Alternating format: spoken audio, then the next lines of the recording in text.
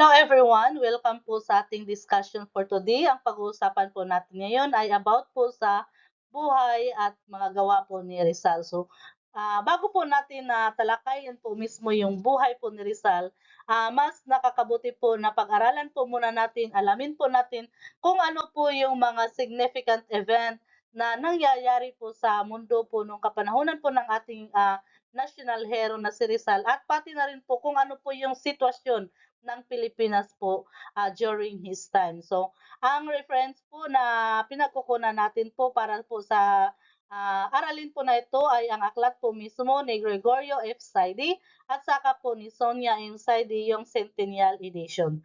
So, sa video po na ito, dalawa po yung pag-uusapan natin, yung The Worlds of Rizal Times, yung mga significant event na nangyayari sa kapanahunan ni Rizal, then kung ano po yung hitsura ng Pilipinas, yung sitwasyon po ng Pilipinas during his time.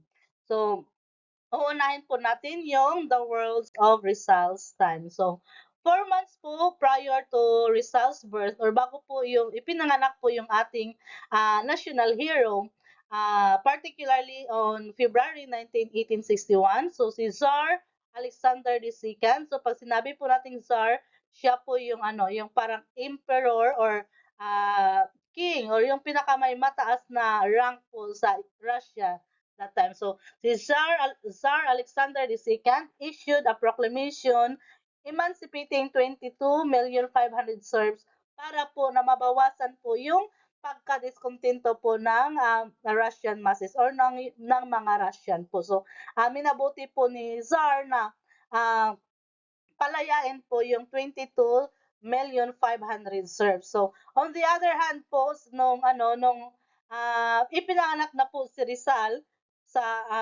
June 19, 1861, nagkaroon din po ng civil war doon sa United States dahil po sa issue po ng Negro slavery. So, no, ang presidente po nung panahon na yun po ay si President Lincoln. Then, ito din po ay dito din po nangyari yung famous na uh, Emancipation Proclamation on September 22 po, 1862 kung saan pinalaya po yung mga Negro slaves po. Okay, so itong si President Lincoln, meron po siyang kaibigan na kilala po sa pangalan na si Benito Juarez. So itong si Benito Juarez po noong June 1, 1861, siya po ay na-elect or ibinoto po siya na maging presidente po ng Mexico. So he was a full blooded as a Zapotic Indian, pero naging presidente po siya ng Mexico. So nangyari po yon 18 days before na isinilang po yung ating pambansang bayani. Then in April 1862, Emperor Napoleon III, siya po yung namamahala po sa Second French Empire. Sinako po nila ang Mexico at kanila po itong natalo. So dahil nga po yung kaibigan ni Benito Juarez na si President Lincoln ay may hinaharap din po na civil war sa kaniyang bansa sa Amerika, gawa nga po nung na Negro slavery. So hindi po nakahingi ng tulong si Juarez sa Amerika, like po ng mga military aid para po siya matulungan na labanan po yung pwersa po nila ni Emperor Napoleon III. Kaya po ang ginawa po ni Benito Juarez po ay sa abot po ng kanyang makakaya, nilabanan niya po ang mga sakop po ni Napoleon at gamit po yung kanyang mga Indian at Mexican freedom fighters. Pero nga po dahil po wala po siyang tulong na natanggap sa kanyang friend na si President Lincoln, sila po ay natalo po ng pwersa po ni Napoleon. Kaya noong June 12, 1864, ininstall po ni Napoleon III sa Archduke Maximilian of Austria as a puppet emperor of Mexico City. Pag sinabi po nating puppet emperor, so siya lang po yung tatayo na emperor, pero po yung magdidesisyon po ay galing pa rin po sa kay Napoleon. So, on May 15, so 1867, so dahil nga po natapos na po yung gera, yung civil war sa Amerika, so nakahingi na po ng tulong itong si Juarez kay President Lincoln. So with the military support from the America, so nilabanan po at natalo po ni Juarez si Maximilian at saka yung kanyang mga tauhan sa Battle po of Querétaro.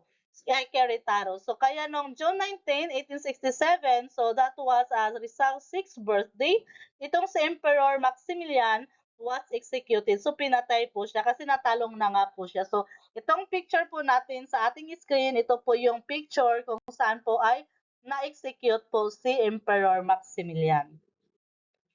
Okay, so isa din po sa mga importanteng naganap po sa kapanahunan po ni Rizal is yung successful po na unification ng Italy sa kanilang bansa po saka po ng Germany. So para po nagkaroon po ng para po nagsarili na po yung Italy saka Germany during those times. So Italian leaders of Count Cavour and Garibaldi and his army of red shirts drove out the Austrian and French army from the Italy and proclaimed the Kingdom of Italy under King Victor Emmanuel with Rome as the capital city. So sa pangunguna po ni Count Cavour sa kani Garibaldi kasama yung kanyang mga red shirts. So ito po yung picture ng red shirts army. So very obvious na tinawag po sila na red shirt kasi nga po sila po ay nakapula. So, dahil po sa kanila po, na iproklama po yung Kingdom of Italy po. So, ito po ay pinaghaharian ni Victor Emmanuel at yung Roma po yung ginawa po nila na capital city. So, gayon din po yung ginawa po ni Otto von Bismarck. So, siya po ay tinawag din po na Iron Chancellor. So, pinangunahan po niya yung Prussian sa Franco-Prussian War at natalo din po nila ang France. Tapos, na-establish na po nila yung German Empire on January 18, 1871. So, in short po, sa mga taon po na ito ay dalawang bansa po yung na-organisa po. Ito po yung Italy, saka po yung Germany. So, after the Second French Empire collapse, so dahil nga po na-collapse na po, natalo na po ni Juarez, yung French po sa Mexico, din sa Italy na napalis po sila ng grupo nila ni Cavour sa Garibaldi, din sa Germany naman po ay natalo sila ni Otto von Bismarck. So, nawala na po yung second French Empire. So, dahil po doon ay itinayo na naman po nila yung Third French Empire Republic na pinangungunahan po ni Adolf Thiers as their first president. So, sa mga panahon din po na yun, kinilala din po yung England as the world's leading imperialist during Rizal's time. So para sila yung nangunguna, kumbaga nangunguna po sila sa um, pananakop po ng mga bansa po. So ito po yung mga panahon po, 1837 to 1901, ito yung pong glorious reign ni Queen Victoria sa England, sa British, sa Britanya. Then yung mga tao po nito, dahil po kasagsagan po ito ng kasikatan ng Britanya or ng England, so yung mga tao po nila ay proud po sila na sabihin na Britannia rose the wave. Kumbaga, uh, ang Britanya po ang mamamando kung ano po ang mangyayari. So parang ganun po yung dating na mga British people po dati. So by winning the first Opium War, so in 1840 to 1842 over the Chinese Empire under the Manchu Dynasty, so nakuha po ng England yung isla po ng Hong Kong na tinatawag po noon na Fragrant Harbor. So dahil po natalo po ng mga British or ng England ang China sa Opium War, so nakuha po nila yung Fragrant Harbor which is now known as Hong Kong. Then itong Opium War ay hindi lamang nangyari na isang beses, kung hindi ay nagkaroon pa po ito ng pangalawang war na tinatawag natin na Second Opium War. So, nangyari po ito 1856 to 1860. So, again, nanalo po dito yung England, saka dahil po nanalo po sila, so the helpless Manchu Dynasty was forced to cede the Colon Peninsula. So, noong 1859, England imposed her so, parang yung England na talaga yung masusunod, yung batas na po nila yung minamando po nila over the subcontinent of India. So, yung subcontinent po ng India dati ay now consisting the India, the Pakistan, and the Bangladesh. So yung Burma, medyo nahirapan po dito yung England kasi, nakatatlo po muna silang, labanan. So kailangan nanalo po sila sa tatlong, labanan, Anglo versus Burmese, bago po nila ito nakuha. So the war was, uh, first in 1824 to 1826, then the second war was 1852, and the third war was 1885. Yung ano, iba pang mga bansa na nasakop po ng England ay yung Ceylon. Yung Ceylon po ay kilala na po siya ngayon na Sri Lanka, then yung Maldives, then Aden, Malaya, Singapore, and Egypt. Sila po lahat po ay nasakop po sila ng, England or ng Britanya po, noong kapanahunan po na yon. So kasama po nila yung Australia saka New Zealand dito naman sa may bandang South Pacific. So, kaya po talaga na tinawag na world's leading imperialist itong England kasi may kadamihan po talaga ang mga bansa yung nasakop po nila. So, parang yung ano, yung trends po nung panahon po na ito ay parang sakupan po ng mga bansa. So, kung mahina kang bansa, sasakupin ka ng malalakas po na bansa. So dahil nga po, sumikat po yung England sa pananakop po, parang ginaya po sila ng ibang mga malalakas din po na, bansa. So noong 1858 to 1863, France with Filipino troops under the Spanish officers, so natalo po nila yung Vietnam. Then, pagkatapos po nila matalo ang Vietnam, nagawa po nilang annex yung Cambodia, and then yung Laos po. Then minerge po nila 'tong mga bansa na ito at ginawa po nilang federated colony under the name of French Indochina. Then the Dutch, after driving away the Portuguese and the Spaniards from the East Indies in the 17th century, so colonized this vast and rich archipelago and named it Netherlands, East Indies, or now known as Indonesia. So yung Tsarist Russia, dahil nga po, they were unable to expand to Europe kasi nga po humina na po yung pwersa nila, natalo na sila sa Mexico, natalo na po sila ng Italy saka Germany. So, parang, nag-iba po sila ng direksyon. Dito na naman sila nanakop sa Asia. So, natalo po nila yung Siberia, and then later na-occupy din po nila yung Kamchatka, Kurilis, saka yung Alaska. But later on, ay bininta po nila ito sa American ng ano, worth of $7.2 million noong 1867. Pero nung ano din, nung 1865 to 1864, itong Khanates of Bukhara, Khiva, and Kokand was also conquered by the Tsarist Russia. So, Tsarist Russia joined England. So, nakipag-alyansa yung mga Russian sa nakipag-alyansa po sila sa England, sa France, saka sa Germany in this spoliation of crumbling Chinese Empire. Parang pinagkaisahan po nila that time yung China. So, acquiring Manchuria as the sphere of influence. So, dahil nga po nasako po nila yung Manchuria, so nakagawa po sila ng isang, mahaba po na railway. Ito po ay kilala sa the world's longest railroad po sa ngayon. Kasi nga po meron po itong, haba na 5,800 miles Trans-Siberian Railway. So pinagdudugtong po nito ang Vladivostok at saka Moscow po. Kaya po sa ngayon po kilala po ito as the world's longest railroad. So kung hindi po sana nagkaisa siguro yung Russia saka England, France at Germany, siguro hindi po nila magagawa po itong, longest railroad. Baka lang naman po.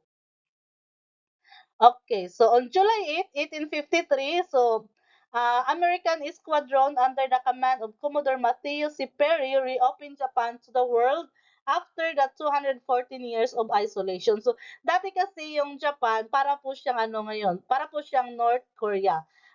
Isolated po siya, hindi po siya open po para po sa lahat. So itong si Commodore Matthew C. Perry, tinulungan niyo yung tinulungan niya po yung Japan para po ma-reopen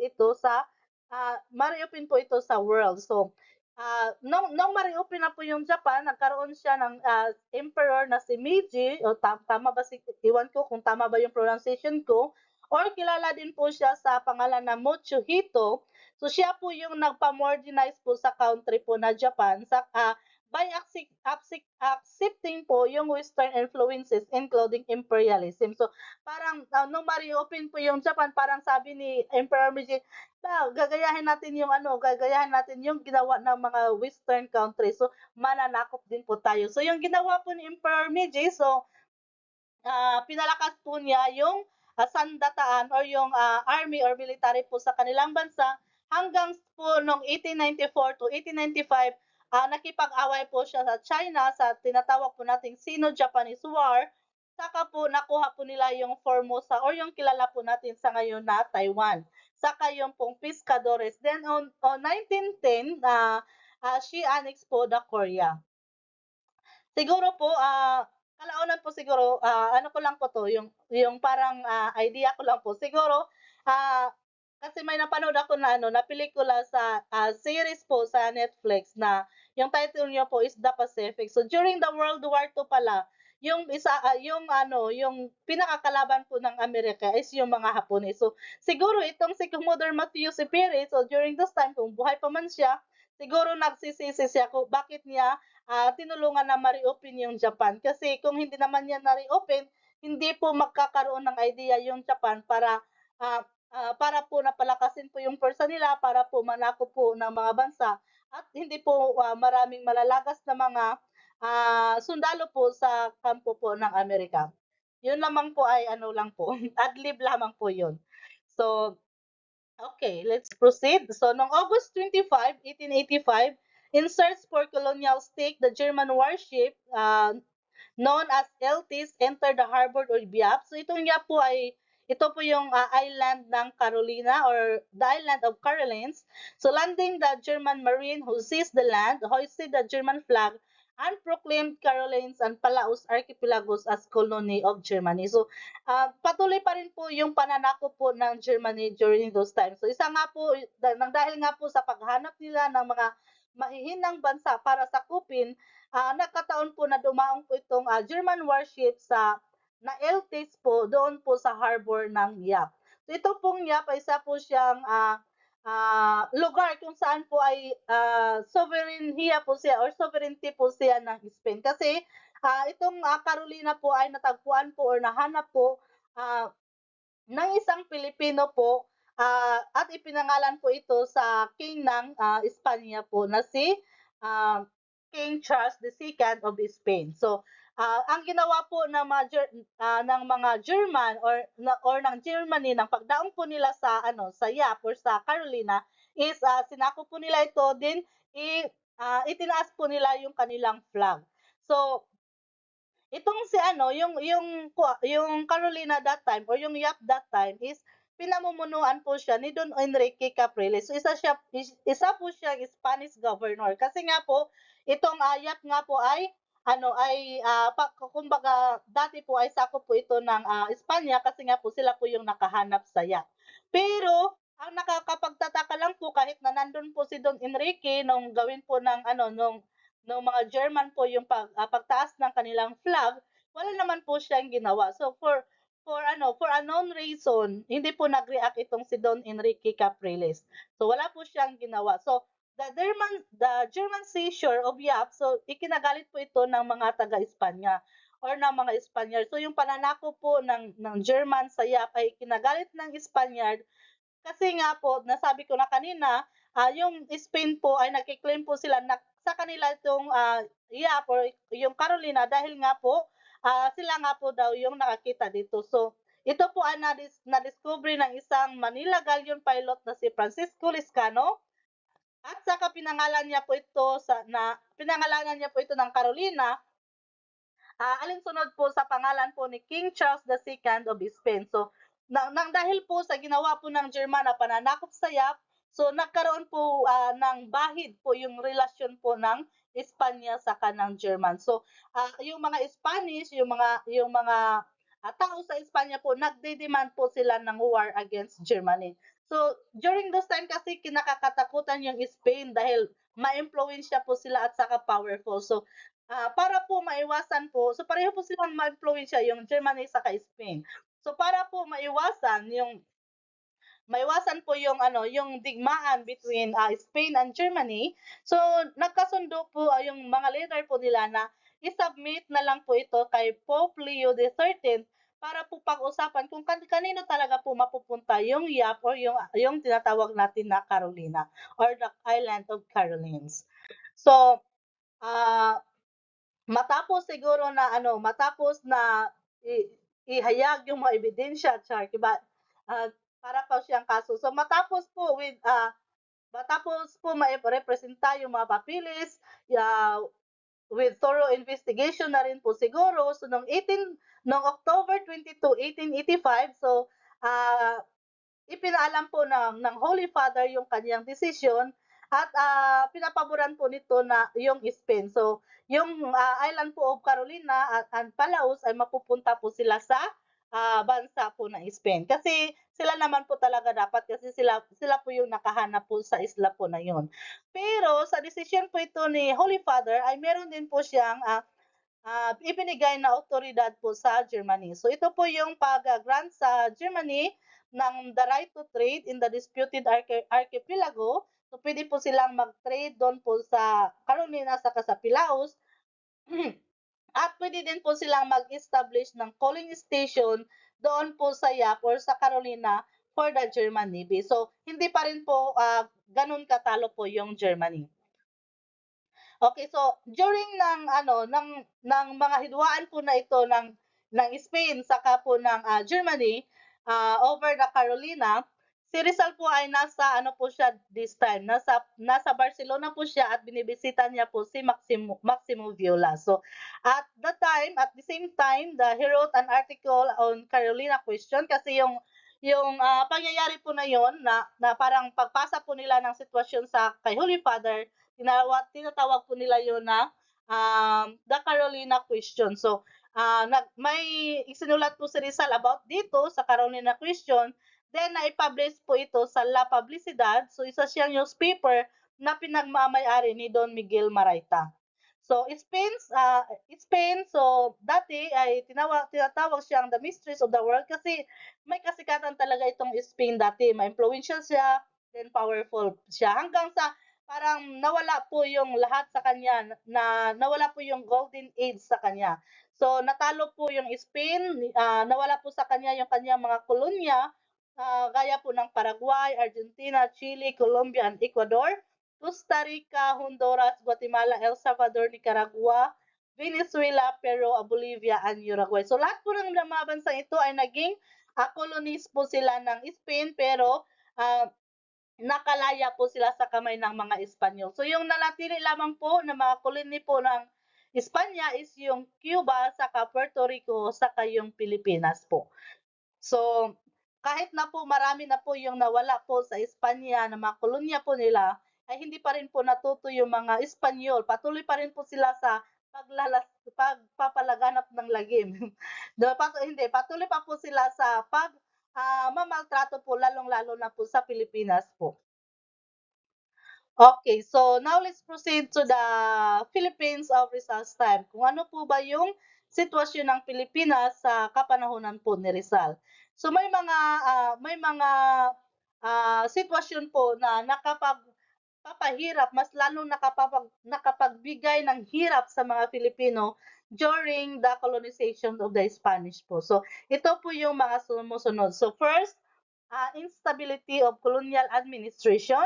Second is the corrupt officialdom, no Philippine representation in the Spanish Cortes, human rights denied to Filipinos, no equality before the law, maladministration of justice, racial discrimination, phylocracia or phylocracy, forced labor or pulo y servicio, haciendas owned by the friars and the Guardia Civil. So, iisa-isahin po natin ito hanggang po na mapag-aralan po natin lahat. Okay, so let's proceed. So, instability of colonial administration. Bakit po ba, ma'am? Unstable po ba yung pamamahala ng Spain dati sa Pilipinas? Yes po, unstable po kasi, palagi pong nagbabago po yung ating mga leader that time. So, the turbulent reign of King Ferdinand VII, so ito po ay nangyari noong 1808 to 1833. So, ito po yung, um hudyat po ng beginning po ng political chaos po na tinatawag po natin sa Spain. So, nung mga panahon po ito, yung government po ng Spain ay nagkaroon po ng frequent changes. So, pabago-bago na po sila yung mga leader leader po natin sa Espanya during those time ay pabago-bago na po. So, ah from 1834 to 1862, that was 28 years, yung Spain po ay nagkaroon po ng apat na konstitusyon. So this is the ano, ito po yung parang evidence po na anggulo po ng mga pangyayari po na yon. So yung Espanya po within 28 years nagkaroon po sila ng apat na konstitusyon, naka-elect po sila ng 28 parliaments, nakapag-install po sila ng 529 ministers with portfolios, then followed in subsequent years by party strifes, revolutions, and other political upheavals. So, nagkagulo-gulo na po yung Spain. Kaya nga po siguro na yung ibang mga colonies po nila ay nawala na po sa kanila. Then, itong pagbabago po sa Spain, itong pong frequent changes ng mga leaders po sa Spain ay nakaepekto din po ito sa Pilipinas kasi nga po we are colony of Spain that time. So, sa Pilipinas din po nagkaroon po ng palagiang pagbabago ng namamahala po sa ating bansa. So, in 1835 to 1897, the Philippines was ruled by 50 governors. So, nagkaroon po tayo sa maikling panahon lamang po, nagkaroon po tayo ng 50 ka-governor general. So, yung bawat isa po sa kanila in minimum po ay nagkaroon lamang po sila ng 1 taon at 3 buwan na pamamahala po sa ating bansa. So, there was a time pa na in 11 months, from December 1853 to November 1854, so that was 11 months, nagkaroon po tayo sa Pilipinas ng apat na governor general.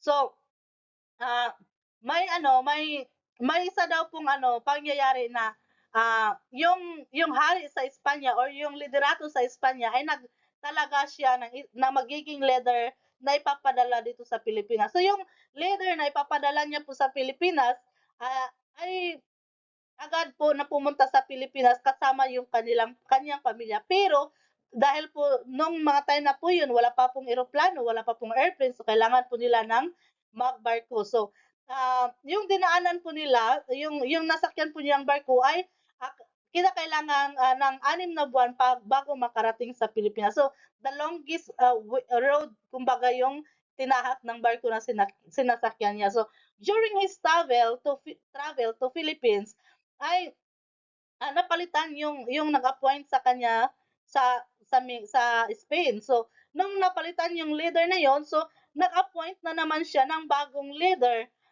na itatalaga niya po sa Pilipinas. So, yung bagong leader po na yon ay pumunta rin po agad sa Pilipinas pero yung barko na sinakyan niya po parang nag-shortcut po ng daan. So, shorter way po yung dinaanan niya. So, mas nauna po siyang dumating sa Pilipinas. So, yung magiging ano po sana sa Pilipinas na mamamahala po na dumaan sa the longest way. So, pagdating niya po sa Pilipinas, nagtaka na lang po siya na hindi na po pala siya yung magiging tagapamahala po sa Pilipinas. So, ganyan po kagulo po yung administrasyon po ng Espanyol po sa Pilipinas po during those time.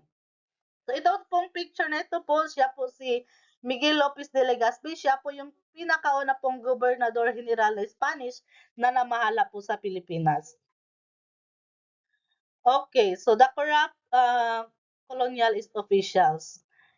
Yung mga official po na namamahala po sa Pilipinas during their colonization ay kung hindi po sila mga corrupt, sila po ay mga incompetent, mga cruel saka yung mga venal po sila. So, isa po dito sa mga official na ito ay si General Rafael de Izquierdo. So, si Izquierdo po ay namahala noong 1871 to 1873. So, siya po ay yung mga Filipino po ay galit na galit sa kay Izquierdo dahil siya po yung Governor General na nagpa-execute po sa tinatawag po nating the Martyrs of 1872, which is the Gomburza or sila ni Father Mariano Gomez, Jose Burgos, and Jacinto Zamora. So kaya po galit na galit po talaga yung Pilipino sa kanya kasi wala naman po talagang kasangalanan yung Gomburza pero ipinapatay pa rin po sila ni Izquierdo. Then another corrupt na colonial official is itong si Admiral Jose Malcampo. So si Jose Malcampo ay nandito siya sa Pilipinas during 1874 to 1873. Isa po siyang good Moro fighter. So magaling po siya noon. Pero isa po siyang weak na administrator. So hindi niya po kayang pangalagaan po yung ating bansa kasi weak nga po siya. Then we have also uh, General Fernando Primo de Rivera. So itong si de Rivera ay dalawang beses po siyang naging general po sa Pilipinas. So the first one was during on 1880 to 1883, then the second one is 1897 to 1898. So controversial po itong si De Vera kasi po napapayaman niya po yung kanyang sarili gamit po ng mga pera po na ibinabayad sa kanya sa galing po sa pagsusugal po kasi ah, pinayagan niya po makapag-operate po yung mga casino tapos binabayaran po siya nito. Kaya po nagiging si De Vera, nagiging mayaman po.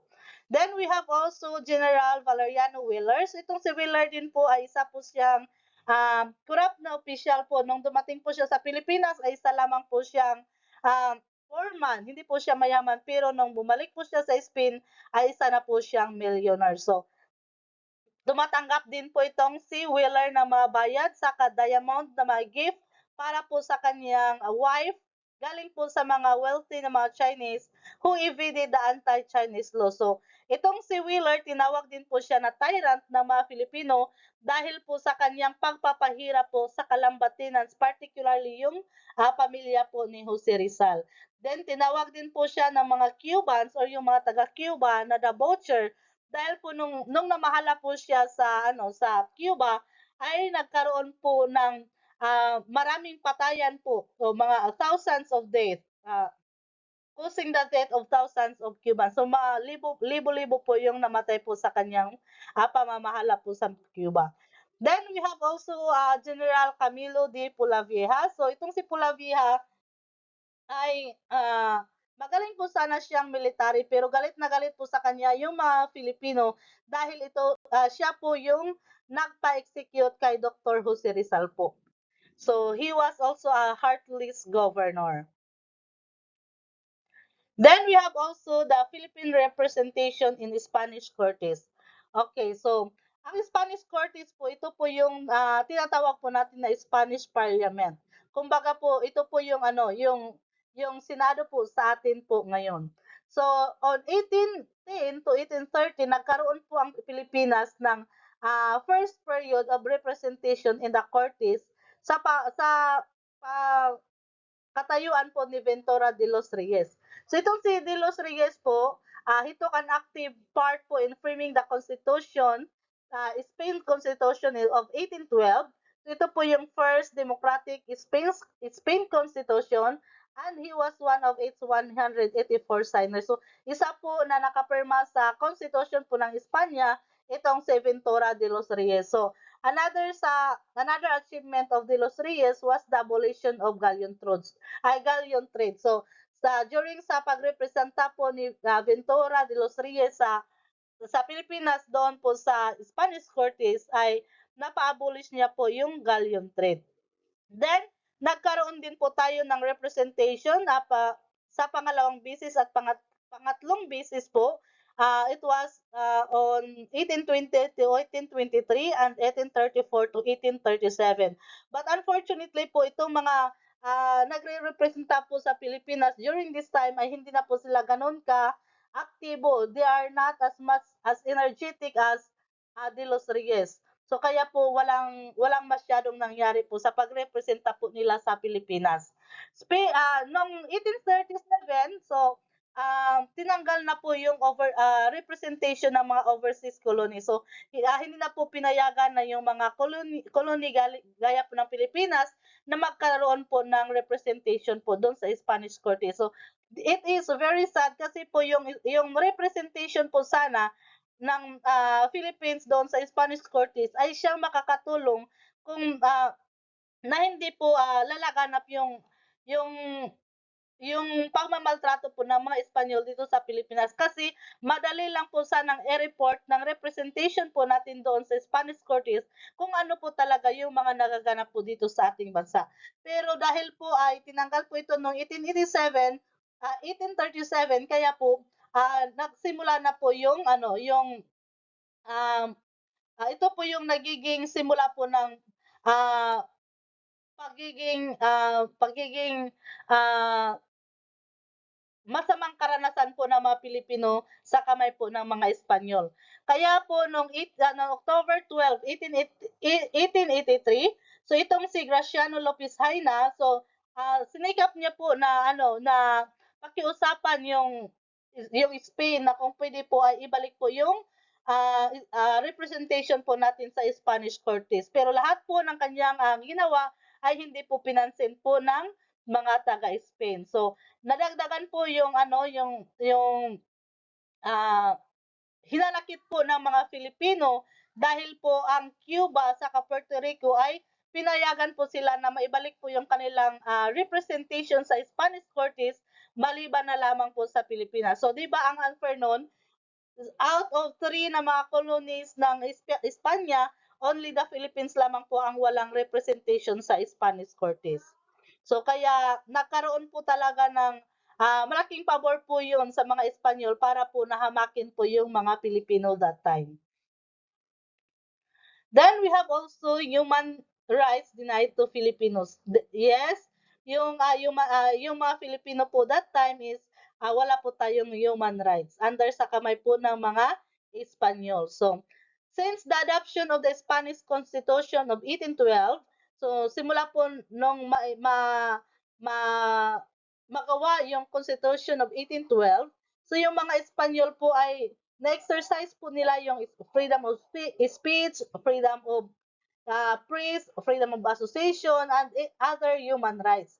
Pero, except lamang po sa freedom of religion kasi ito po ay talagang pinangalagaan po talaga ng mga Espanyol na hindi po magalaw itong freedom of religion kasi ayaw po nila na yung susunod na mamahala sa Espanya ay aalisin itong pagka-Kristiyano po talaga nila. They were advocate talaga po ng Kristyanismo. So, from from the uh, simula po nung magawa po yung Constitution of 1812, so nagkaroon na po talaga ng freedom yung mga Espanyols, they exercise the human rights na talaga. Pero ito pong nararanasan po nila na kalayaan ay parang para lang po sa kanila. Hindi po kasali yung mga colonies po ng Espanya. So, parang sila lang po yung may karapatan, hindi po kasali yung mga Filipino. Kaya po isinulat po ni Sinibaldo Dimas, isa siyang Spanish diplomat and economist. So sabi niya, why do we deny to others the benefits which we desire for our fatherland? Sabi niya, bakit hindi natin ibigay sa iba minimithi po natin para sa ating sarili. So parang napaka-unfair, sabi pa ni Sinibaldo Dimas. So kaya po dahil po dito ay talagang ipinapakita na yung pagmamaltrato po ng mga Espanyol sa Filipino. Then we have also inequality po of law. So hindi po equal yung batas po sa mga Filipino. So ah, kahit na po yung mga Kastila po or mga Espanyol, they are advocating Christianismo po dito sa ating bansa. Ipinaparating po nila na sa mata ng Diyos tayo ay pantay-pantay, pero para po in their imperialist way of thinking, yung mga Filipino ay at saka yung mga Espanyol ay equal lamang po sa mata ng Panginoon, pero we are not equal in the law and of course sa pagpa-practice po. So, hindi po talaga tayo pantay sa lahat ng bagay. So, parang pantay lang po tayo sa paningin ng Diyos, pero dito sa mundo hindi po pantay yung ah, Filipino saka mga Espanyol. Mas ano po talaga, mas lamang po yung mga Espanyol kumpara po sa Pilipinas. So, yung leyes de Indias or laws of the Indies ay hindi po masyadong naipatupad dito sa Pilipinas. Instead po ay yung mga Pilipino po ay they were abused, then uh, they were brutalized, then persecute po sila ng mga kanilang mga Spanish master. Then, pag sinasabi nating no equality of law, yung Spanish Penal Code po ay hindi po talaga pantay. Dahil yung mga Pilipino po ay nakakatanggap ng heavier penalties while yung mga Spaniards po ay lighter lamang po yung kanilang mga penalty. So, masasabi po talaga na no equality of law po during those times. Then we have also the maladministration of justice. So, nagkaroon din po ng hindi magandang pamamahala po para po sa makamtan po ng lahat ang hustisya. So, the court of justice were court of injustice as far as the brown Filipino are concerned. So, lalong-lalo na po kapag Pilipino po yung pinag-uusapan or yung mga NGOs po ang pinag-uusapan, yung court of justice ay nagiging court of injustice po talaga. Kasi nga po yung mga Spanish judges, mga fiscal, or yung mga prosecuting attorneys and other court officials, sila po ay mga ignorant of laws, incompetent, and mga korap po sila.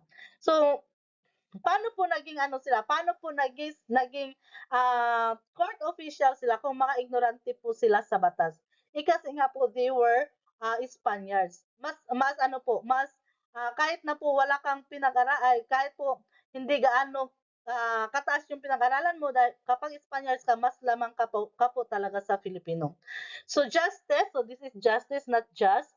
So justice was costly, partial, and slow. So justice delayed is also justice denied. So kapag po na gusto mong makamit ang hustisya, dapat po ipaghanda mo po yung inyong pera or yung wallet mo po kasi mahal po ang pagkamit po ng hustisya. So, ah, dinidelayed po nila, pinapatagal po yung proseso po sa pagkamit ng hustisya. Kaya sinasabi po na justice delayed is also justice denied. Kasi pag pinapatagal po yun, parang hindi na, parang equivalent po yun sa hindi na rin po ninyo nakamit yung hustisya. So, sabi ni John Foreman, si John Foreman ay isang British, so nasaksihan niya po talaga yung maladministration of justice dito sa Pilipinas during sa colonization ng Espanya. So sabi niya, it was hard to get the judgment executed as it was to win the case. So mahirap talaga na kunin po yung hustisya during those times. Even when the question at issue was supposed to be settled, a defect in the sentence could always be concocted to reopen a whole affair. So, instead po na isettle po sana yung problema, hahanapan po nila yun ng gusot para po lalaki pa po yung problema.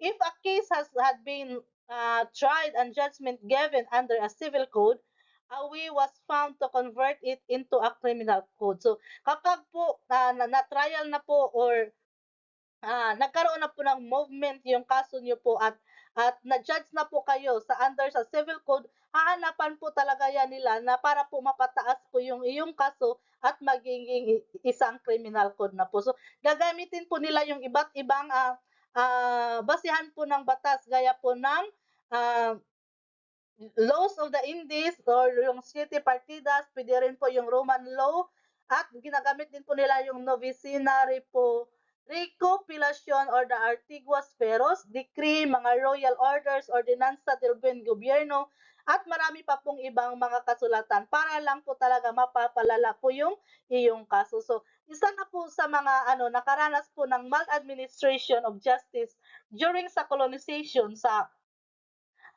Pilipinas is si Juan de la Cruz. So itong kaso ni Juan de la Cruz po ay kumbaga napagbintangan po siya. May dalawa pong lalaki na pinatay po. Then pag kinamagahan po itong si Juan de la Cruz ay dinakip lamang po siya. Then ikinulong niya na po siya without due process. So nakulong po siya sa Cavite within 12 years and still waiting pa po siya sa trial. So 12 years na po siyang nakakulong pero wala pa pong nangyayari po, wala pa pong trial na nangyayari para po sa kaso niya.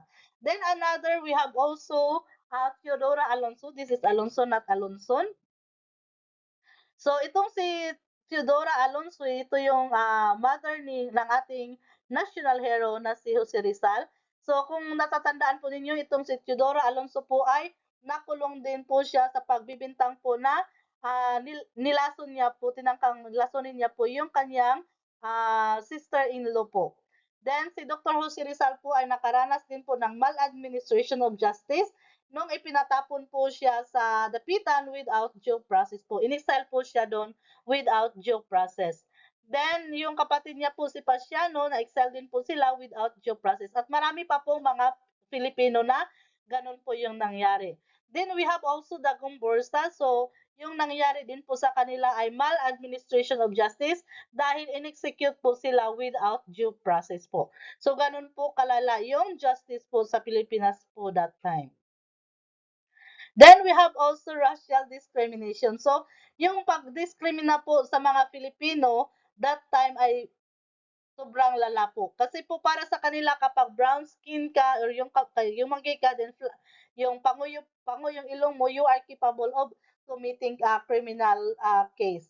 So, masyado pong masama yung tingin nila kapag hindi po pag ikaw po ay isang kayumanggi. Then yung mga Filipinos po ay tinatawag po nila na mga Indios or mga Indian. So, para po makaano, para po dahil po masyado po yung masakit sa part ng mga Filipino, then dahil naman po yung ano yung mga Espanyol ay sila po ay mapuputi. So, ah dahil po tinawag po sila na angels, tinawag din po nila yung mga Espanyol na mga bangus. So, kapag po may nakita po kayo ngayon na ano na tao na kinaiinisan po ninyo, then maputi po siya, tawagin niyo din po siyang bangus. So, ganun po pala yung ano, yung paghihiganti ng mga Filipino. Okay, then we have also the phylocracy. Itong phylocracy or tinatawag natin na phylocracia, so ito yung ano, government rule by the friars. So dati kasi, unlike ngayon na yung state saka church is separated na, so dati yung state saka church ay pinagkaisa po nila. So yung gobyerno po natin ay pinamamahalaan po talaga ng mga friars. Din itong mga friars ay kinokompose po sila ng mga Augustinians, Dominicans at Franciscans. So ah, aside sa mga priestly duties nila sa simbahan, so itong mga friars talaga ay kinokontrol po nila yung educational life sa Pilipinas that time. Then yung relihiyon po, kontrolado po talaga ng mga friars. So pero yung kasagsagan po talaga ng power po ng mga friars ay nangyari noong 19th century or ika-labing-siyam na siglo. So ito po talaga yung grabe yung impluwensya po ng mga praile. So yung Governor General, so isipin niyo yung Governor General na yung katumbas po niyan ngayon is yung ating presidente. So they are under mga kontrolado pa rin po sila ng mga praile during those times. So aside sa mga priestly duties ng mga praile. So, sila din po yung nag-supervise ng mga local election during those time. Sila din po yung mga inspector sa mga eskwelahan, sa mga taxes, naging arbiter din po sila ng morals, sila po yung censors ng mga books sa mga comedias, yung mga stage plays, parang kung sa ngayon po, kumbaga sila yung editor sa mga kuan, sa mga aklat. Sinisensor po nila ito para kung yung gusto lamang po nila na maipalabas, yun lang po yung lalabas po talaga. Then, sila yung din po yung mga superintendent of public works. So, sila po yung talagang nagmamando po sa lahat. Then, they were also the guardian of peace and order. So, doubt ako dito, guardian of peace and order, pero sila po yung cause ng chaos po sa Pilipinas. Then, we have also the okay, so meron po tayong tinatawag na mga bad friar. So ito po ay sila ni Fray Miguel Osio Bustamante, Fray Jose Rodriguez, Fray Antonio Pierre Navieja. So ito pong tatlong friar na ito, na tinatawag natin na bad friars, sila po yung pino-portray sa nobela po ni Jose Rizal na si Padre Damaso and Padre Salvi. So, parang yung kung ano yung ginagawa ni Padre Salvi, yung pinakita ni Padre Salvi at Padre Salvi at Padre Damaso sa nobela ni Rizal na Noli sa Elfili. So ito po yung nagre-representa po sa tatlong pari po na ito. Then they were also caricatured by Haina as Fray Butod kasi nga daw po naglalakihan daw po yung kanilang mga tiyan. Then we have also the forced labor or pulo e servicio. So, ang pulo e servicio po ay compulsory labor imposed by the Spanish colonial authorities on adult Filipino males in the construction of churches, school, hospital, buildings, and repairs of roads and bridges, building of ship in the shipyards, and other public works. So, parang kumbaga compulsory talaga yung mga Pilipino na mag-render po ng service po into sa Spanish colonial authorities po. So kapag po ang Pilipino ay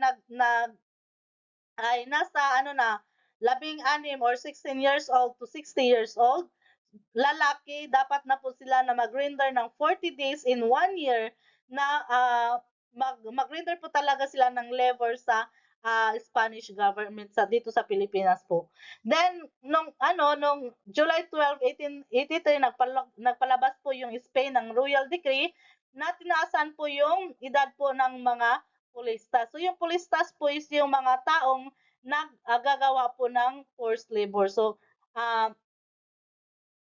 instead na 16 years old magsisimula ka na mag-forced labor, so tinaasan po nila ito, nagiging 18 years old na po, yun po yung simula po na para render po ng pulo i-serbisyo po yung mga pulistas. Then, yung 40 days in 1 year, ginawa na po nilang 15 days po. Then, hindi na po ito para sa mga Pilipino lamang, kundi po kasali na rin po yung mga Spanish male, yung mga kalalakihang mga Espanyol. Pero nga po dahil po hindi pantay ang tingin ng mga Espanyol sa mga Filipino, yung pinagtatrabaho lamang po nila, yung naggagawa po ng mga dirty works po ay yung mga Filipino lamang po.